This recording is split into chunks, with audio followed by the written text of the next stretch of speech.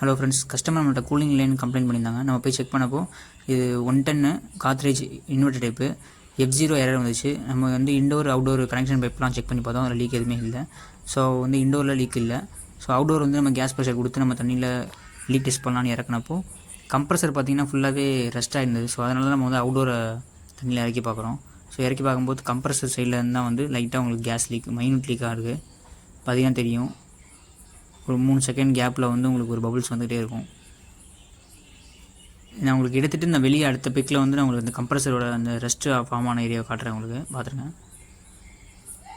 So பார்த்திங்கன்னா இதுதான் அது. இந்த இடத்துல தான் வந்து இந்த போல்ட்கிட்ட வந்து கேஸ் லீக் ஆகிடுது. Thank you friends.